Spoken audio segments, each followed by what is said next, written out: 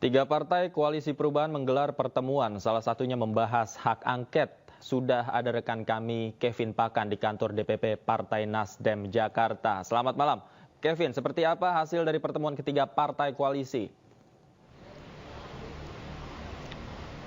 Ya, selamat malam Davi dan pemirsa. Memang benar sekali, sekitar 2 jam ini tiga pimpinan partai politik dari Koalisi Perubahan pengusung Partai 01 Anies Muhaimin baru saja dilakukan, di mana tadi kami memantau bahwa memang jalannya proses rapat internal pun juga dilaksanakan maksud kami secara tertutup, dan memang tadi pada saat dilakukan atau digelar konferensi pers dinyatakan bahwa memang ini merupakan rapat pertama kali pasca pencoblosan lalu, dan memang ini merupakan salah satu agenda yang rutin dilakukan dari partai koalisi. Dan memang benar sekali seperti yang Anda sampaikan, Davi, bahwa pada saat ini dari partai Koalisi Perubahan dari Anies Muhaimin akan mendukung dari rencana calon presiden 03 Ganjar Pranowo yang akan melakukan atau mengusulkan adanya hak angket DPR.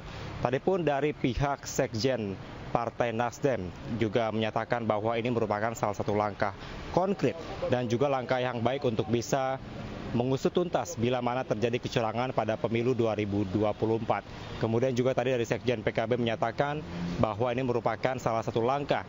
Di sisi lain, telah dilakukannya proses rekapitulasi secara manual yang saat ini juga masih dilakukan, dan juga ini mengantisipasi adanya informasi-informasi yang beredar di publik terkait dengan kecurangan dari si rekap itu sendiri. Kemudian juga dari Sekjen PKS tadi juga menyampaikan ini merupakan salah satu langkah yang menarik karena ini merupakan hal yang bisa dilakukan dari Partai Koalisi Perubahan yang nantinya akan bersama-sama menunggu inisiatornya, yaitu dari Partai Demokrasi Indonesia Perjuangan atau PDIP yang dinyatakan tadi akan mengawal secara ketat, terutama pada saat Partai Demokrasi Indonesia Perjuangan atau PDIP telah melakukan adanya hak angket DPR. Tadi pun juga dari pihak Sekjen PKS menyatakan bahwa nantinya akan terus mengawal dan jangan sampai hal ini dicederai begitu, karena kalau dilihat bila dari Koalisi Perubahan melakukan langkah-langkah ke Mahkamah Konstitusi, ini cukup adanya keraguan dari pihak Koalisi Perubahan, maka akan dilakukan dengan adanya hak angket DPR.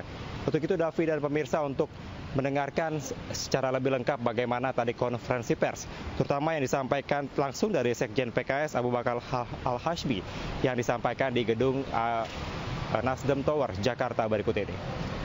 Kita juga mengikuti apa yang disampaikan calon presiden kita dan cawapres kita, Anies dan Muhaimin, yang mengatakan akan menunggu apa yang dilakukan oleh PDI untuk sampai lupa ngomongnya, mengajukan angket, ya. Kami sangat mendukung, sangat senang, ya. Kalau ada yang melangkah begitu, kita ada di belakangnya, kita siap, kita akan mengawal, kita akan cek sampai ke detail-detailnya, ya. Dan saya yakin pertemuan ini akan berlanjut, ya, terus hari demi hari untuk memberikan sikap kita kepada situasi yang ada. Ya, Davi, memang hak angket ini merupakan salah satu langkah yang dilakukan oleh DPR untuk melihat bagaimana bila ada proses kecurangan pemilu 2024. Namun kalau dilihat dari persyaratannya, tadi disampaikan juga dari Sekjen PKS bahwa minimal ada 2 fraksi dan ditandatangani oleh 25 orang. Dan juga tentu ini masih menjadi perhatian, apakah nanti secara umum ini fraksi-fraksi yang ada di DPR bisa menyetujui adanya hak angket DPR ini.